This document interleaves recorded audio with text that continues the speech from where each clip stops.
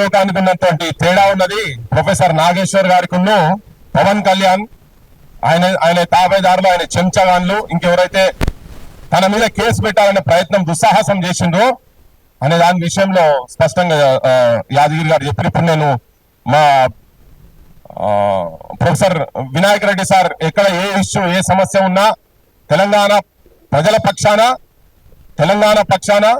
తన కలంతోని తన ఉపన్యాసాలతోటి చాలా మందిని చైతన్యవంతులను చేసి ఇంకా సమాజం ఒక రైట్ ట్రాక్ లో పోవాలని ఒక తాపత్రయంతో రిటైర్మెంట్ తర్వాత కూడా ఫుల్ టైం యాక్టివ్ గా పనిచేస్తున్నటువంటి ప్రొఫెసర్ వినాయక్ రెడ్డి సార్ని మాట్లాడాల్సిన కోరుతున్నాం. ప్రమాదం ఏమున్నది, మునుముందు ప్రమాదం ఏంటంటే హైదరాబాద్ ను కాపాడుకోవాలి, హైదరాబాద్ ను యూనియన్ టెరిటరీగా మార్చేటువంటి ఒక ప్రయత్నం జరుగుతూ ఉన్నది.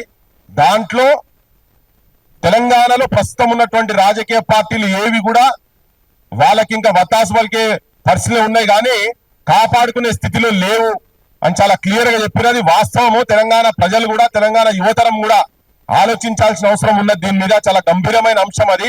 రేపు మళ్ళీ జరిగే చర్చలలో అవి డిస్కస్ చేద్దాము. ఇప్పుడు విగ్రహాల విషయం కాడికెళ్ళి వచ్చి ప్రతి దగ్గర ఏది మాట్లాడినా వాళ్ళు హైదరాబాద్ మీద ఆధిపత్యం తీసుకురావాలనే ప్రయత్నం చేస్తున్నారు. తెలంగాణ వితౌట్ హైదరాబాద్ అని చెప్పానంటే అసలు తెలంగాణ అవసరం లేదు, హైదరాబాద్ అంటేనే తెలంగాణ అనేది నినాదంతో ఇప్పుడు జరిగినాయి. సో దాన్ని చాలా అది ప్రమాదకరమైన అంశం. నాగేశ్వర సార్ ఒక్కటే కాదు, ఇవన్నీ పరిగణలో తీసుకోవాల్సిన అవసరం ఉన్నది.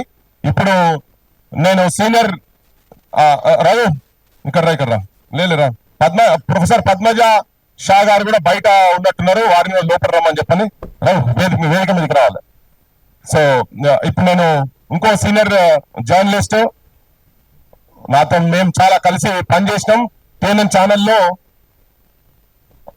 ఎడిటర్ ఉండే తను కూడా కంబాలపల్లి కృష్ణ గారిని ప్రస్తుతం ఈ ఓట్ల సంగతి ఎటేయాలి ఎటేయొద్దు అనే దానివల్ల జనం ఎటు సైడ్ ఉన్నారని చెప్పని తెలుసుకునే దానివల్ల ఈ రీసెర్చ్ లో పడి ఉన్నాడు. తను మాట్లాడాల్సిందిగా కోరుతున్నాం.